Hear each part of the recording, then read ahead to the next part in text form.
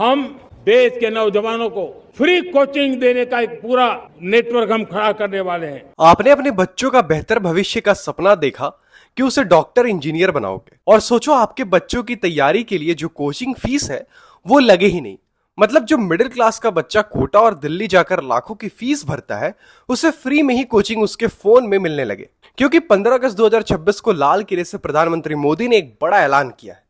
सरकार देश के युवाओं के लिए कॉम्पिटिटिव एग्जाम्स की फ्री ऑनलाइन कोचिंग का पूरा नेटवर्क तैयार करेगी। ये अच्छी चीज है, मैं इसकी सराहना करता हूं।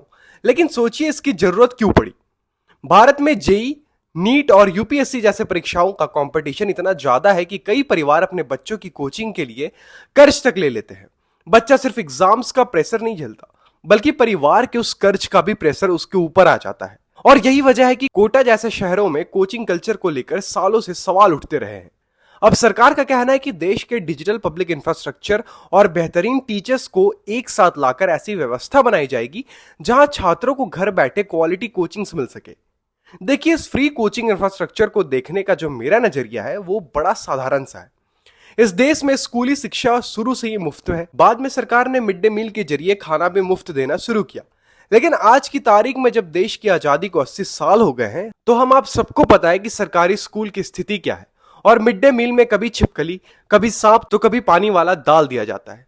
अगर फ्री कोचिंग जैसा कुछ हुआ भी तो सबसे बड़ा फायदा किसे होगा? उस बच्चे को जो बड़े शहर में जाकर लाखों रुपए की कोचिंग अफोर्ड नहीं कर सकता।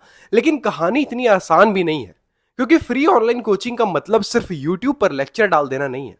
हमें यह भी देखना है कि गांव के बच्चों के पास स्मार्टफोन है या नहीं, इंटरनेट और बिजली की सुविधा लगातार मिलती है या नहीं।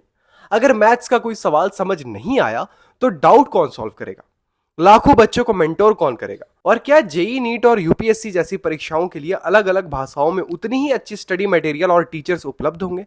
यानी सरकार के सामने चैलेंजेस सिर्फ फ्री कोचिंग शुरू करने का नहीं, बल्कि उसे देश के आखिरी बच्चे तक पहुंचाने का भी है। लेकिन शायद सबसे जरूरी सवाल यह है कि क्या हमें कोचिंग कल्चर खत्म करना है, या ऐसी स्कूल एजुकेशन बनानी है जहां बच्चे को कोचिंग की जरूरत ही ना पड़े?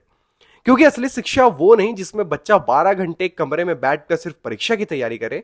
असली शिक्षा वो है जिसमें बच्चे को ज्ञान भी मिले, अवसर भी मिले और मानसिक सुकून भी। आप बताइए, क्या कॉम्पिटिटिव एग्जाम्स के लिए कोचिंग जरूरी है, या सही सरकारी व्यवस्था हो तो बच्चा बिना कोचिंग के भी आगे बढ़ सकता है? क्योंकि अब मोदी जी जेन जी के ऑडियंस के बीच भी काफी एक्टिव दिख रहे हैं, तो सरकार की कोचिंग इंडस्ट्री पर यह कोई सर्जिकल स्ट्राइक है या सिर्फ जुमलेबाजी? कमेंट करके अपनी राय जरूर बताएं।